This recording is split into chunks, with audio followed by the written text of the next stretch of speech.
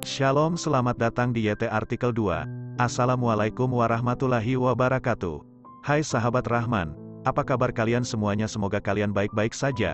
Untuk teman pekerja yang jauh, perantau dalam negeri atau di luar negeri, yang jauh dari keluarganya seperti admin, semoga kalian semuanya dilindungi dan diselamatkan dalam pekerjaan masing-masing.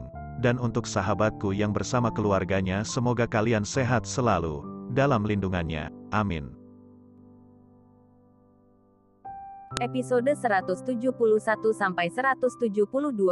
Kisah seorang cleaning service yang ternyata anak orang kaya. Perusahaan bintang 8 tidak memberikan donasi. Sepertinya semua perusahaan besar yang ada sekarang sudah naik ke panggung dan keluarga Andreas hanya mendonasikan 20 miliar. Jadi siapa lagi yang ada di sana? Semua orang tidak bisa mengetahuinya.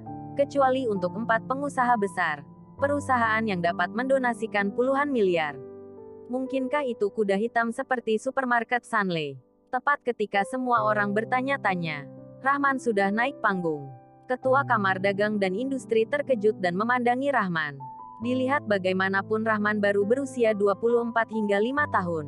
Pemuda seperti itu bahkan menyumbangkan 200 miliar dalam acara amal ini. Benar-benar tidak terbayangkan. Tuan Rahman, aku ingin mengajukan pertanyaan pribadi kepada kamu.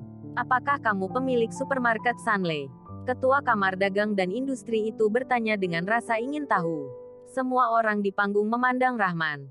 Meskipun banyak yang sudah mengenali Rahman, tetapi banyak orang yang sangat ingin tahu karena ia mendonasikan 200 miliar. Dan itu masih merupakan supermarket yang tidak banyak diketahui. Terlepas dari apakah Rahman adalah pemilik supermarket, ini sudah menjadi topik. Terutama para reporter besar semuanya matanya cerah. Topik ini jelas merupakan salah satu topik hangat malam ini. Memikirkan hal ini, wartawan menyiapkan segala peralatan. Bersiap untuk menulis poin-poin utama terlebih dahulu. Benar, aku adalah pemilik supermarket Sunley. Rahman mengangguk. Yang memang sudah disiapkannya untuknya. Setelah dia siap, dia akan muncul di mata media besar dan kekuatan utama itu sudah cukup. Ketua Kamar Dagang dan Industri hanya bertanya kepadanya. Tentu saja dia tidak akan menyembunyikannya. Direktur Rahman, kamu benar-benar mengejutkan kami. Kamu terlalu peduli. Dan aku berterima kasih atas kemurahan hati dan kemurahan hati kamu kepada korban bencana. Ketua Kamar Dagang dan Industri mengambil tali amal kepada Rahman secara langsung. Direktur Rahman, silahkan ucapkan beberapa patah kata kepada semua orang. Ketua Kamar Dagang dan Industri menyerahkan mikrofon kepada Rahman dan berkata, Rahman mengambil mikrofon dan memikirkannya sebelum berbicara. Tujuan donasiku hanya untuk membantu sesama warga negaraku di daerah bencana. Selama aku dapat membantu mereka, tujuanku telah tercapai. Donasi lebih banyak dan donasi lebih sedikit. Ini adalah keinginan semua orang. Banyak orang akan bertanya, aku pemilik supermarket kecil, di mana aku punya banyak uang untuk donasi.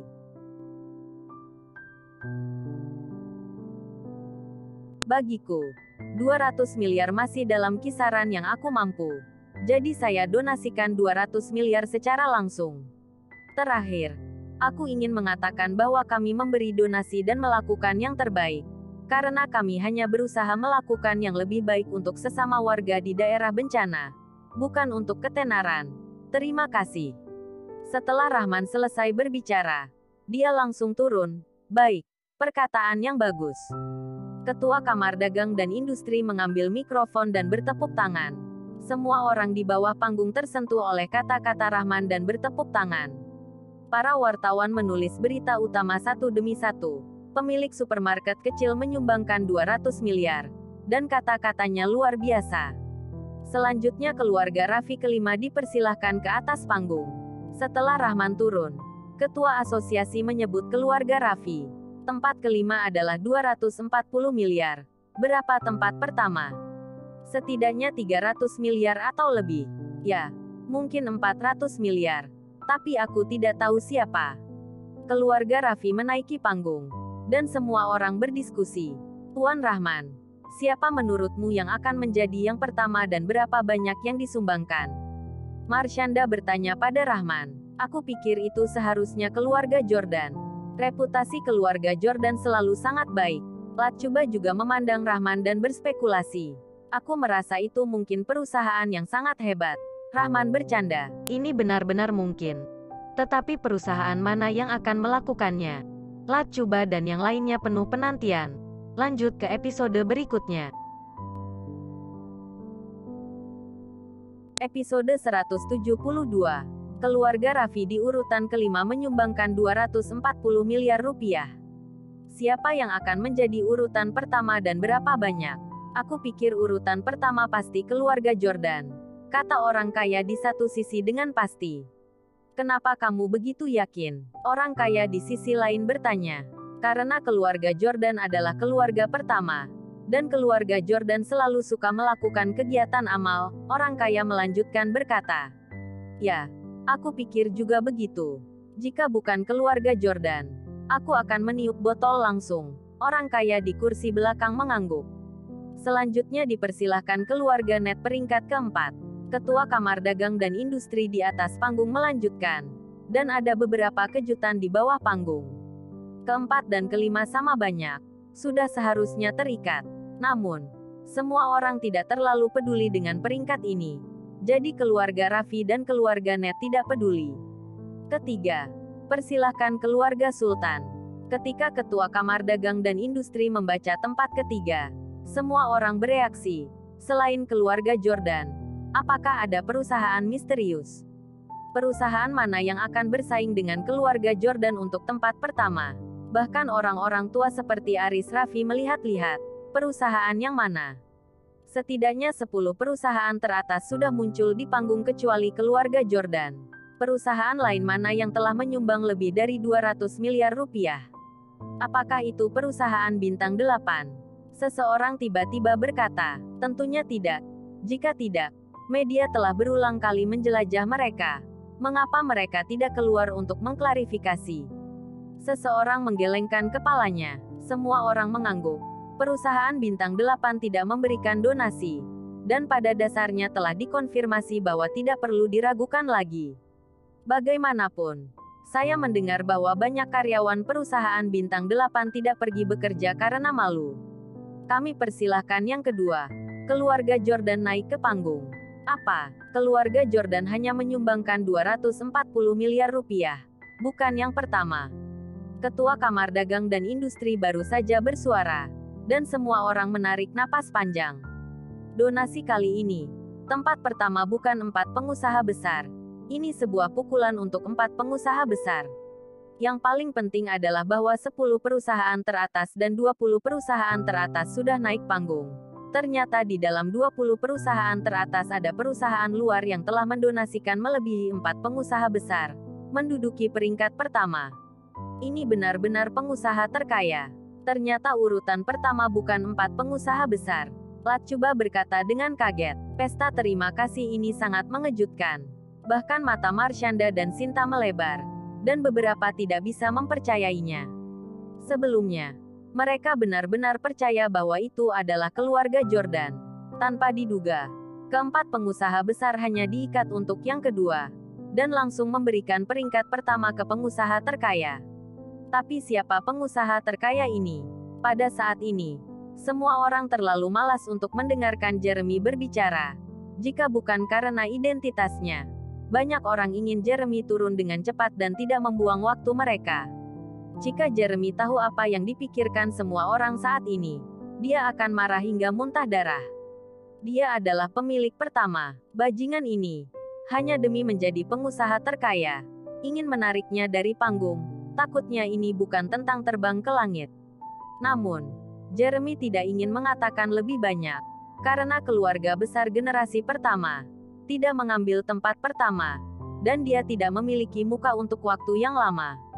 Setelah Jeremy turun, semua orang bertepuk tangan. Menunggu Ketua Kamar Dagang dan Industri melaporkan tempat pertama. Ketua Kamar Dagang dan Industri merasakan mata berapi dari para hadirin. Dan ketika dia tahu apa yang akan mereka katakan, dia membuka mulut sesegera mungkin. Izinkan saya berbicara tentang jumlah donasi untuk tempat pertama hari ini. 400 miliar rupiah penuh. 400 miliar rupiah. Semua orang terkejut lagi. Yang mungkin memperbarui sejarah sumbangan amal. Pada akhirnya, perusahaan mana yang sangat kuat, menyumbangkan 400 miliar rupiah. Di antara banyak orang kaya yang duduk, jujur saja, tidak banyak yang memiliki kekayaan bersih gabungan lebih dari 400 miliar rupiah. Dan orang-orang secara langsung menyumbang 400 miliar rupiah. Jumlah donasi saja telah membunuh banyak orang kaya. Apakah itu benar-benar disumbangkan oleh perusahaan Bintang 8? Semua orang berpikir tentang perusahaan Bintang 8 untuk pertama kalinya. Karena selain dari perusahaan Bintang 8, yang mengklaim menginvestasikan 100 triliun rupiah untuk membangun perusahaan teknologi, mereka tidak berpikir ada perusahaan lain yang memiliki kekuatan seperti ini. Tapi tidakkah kalian semua mengatakan bahwa perusahaan Bintang 8 belum menyumbangkan uang? Seseorang melontarkan keraguan lagi. Pada saat ini, Aris Raffi dan yang lainnya juga tidak tenang. 400 miliar rupiah. Keempat pengusaha besar mereka telah turun. Terlepas dari perusahaan Bintang 8, siapa lagi yang berani menyumbangkan 400 miliar rupiah? Aris Raffi dan lelaki tua lainnya saling melirik. Dan ada firasat buruk di mata mereka. Menanggapi insiden Bintang 8, merekalah yang mengungkitnya. Jika pada akhirnya perusahaan Bintang 8 tidak hanya menyumbangkan uang, tetapi juga menempati peringkat pertama, ia hanya memukul wajah mereka. Mari kita persilahkan. Perusahaan Bintang 8. Ketua Kamar Dagang dan Industri berteriak keras. Pada saat ini, ia menemukan bahwa ia memiliki potensi untuk menjadi pembawa acara. Karena perkataannya, emosi seluruh tempat pertemuan langsung dikenali. Bintang 8. Itu benar-benar perusahaan Bintang 8. Sudah kuduga. Perusahaan pertama terbesar. Bagaimana mungkin tidak memberi donasi? Siapa bilang perusahaan Bintang 8 tidak memberi donasi? Berdiri dan lihat bahwa aku tidak akan membunuhnya. Media saat ini benar-benar menipu. Belum mendapatkan kepastian sudah melaporkan berita yang salah. Aris Raffi dan lelaki tua lainnya melebarkan mata mereka satu persatu. Semua dengan keengganan di mata mereka. Ini adalah kesempatan terbaik bagi mereka untuk menargetkan perusahaan Bintang 8. Atau bahkan untuk menjatuhkan perusahaan Bintang 8. Para wartawan media besar juga terpana. Melihat Ketua Kamar Dagang dan Industri dengan tak percaya. Sebelumnya, orang-orang dari 4 pengusaha besar memberitahu mereka secara pribadi bahwa perusahaan Bintang 8 tidak memberi donasi.